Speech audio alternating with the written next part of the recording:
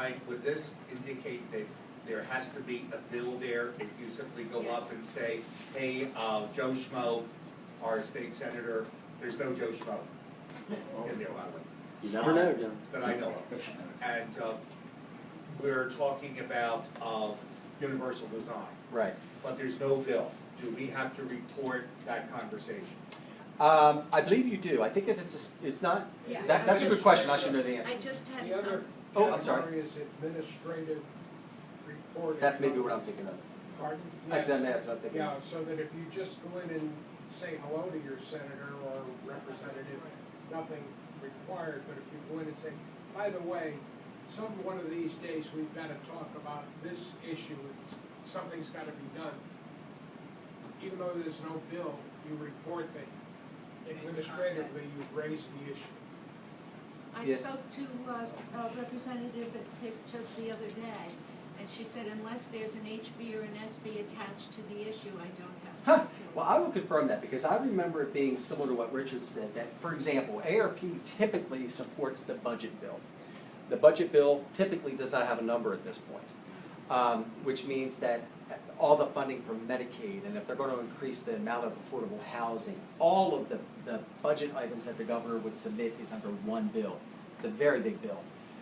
That's something that we would typically support. And my understanding is that even though it would not have a number, that we would have to weigh in. I will confirm all of that.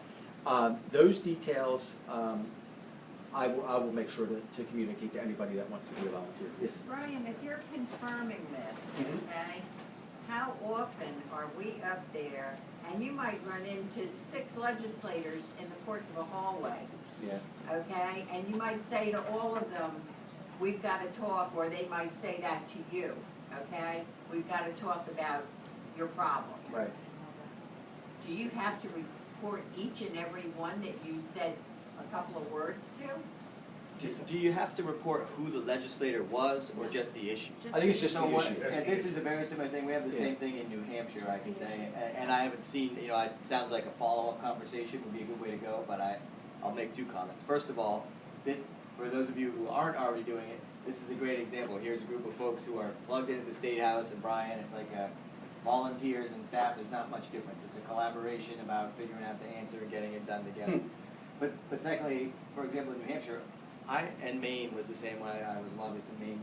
I would just write out all the issues that I worked on that year. Medicaid, housing. But we have to do it within 3 days in this case of Within the 3 days. day to come up. Yeah. But But you again, didn't have to name specific legislators. I didn't have to, but yours will be I don't think we have specific to, your too. state. No, I think it's just the issue, not the legislature. Yeah.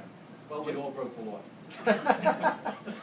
I guess the question is, I know with some organizations, unless there's a real need to register as a lobbyist, you just don't register as a lobbyist, and then you don't have to worry about that. Delaware law is very lax. There are people that lobby in Dover once a week, and they admittedly are not registered as a lobbyist. AARP's viewpoint has always been to disclose even if it's not necessarily required. And I think that also does something else. I think that it creates a level of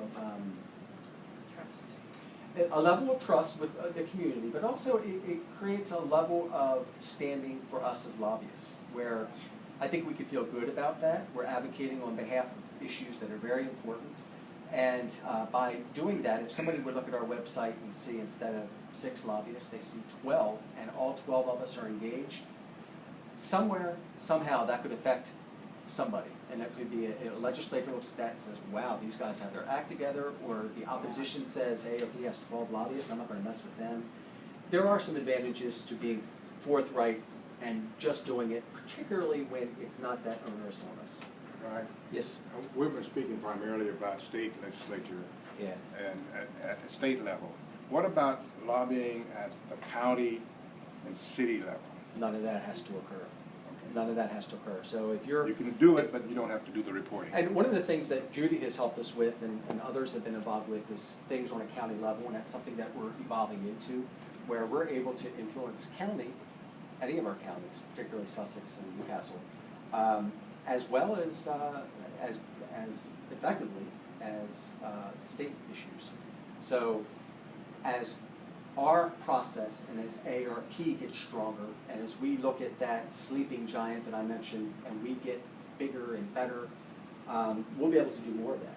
Where we could look at an issue and say, that would never fly for the state, but by golly, we can get that done in Newcastle County, then that's something we can look at.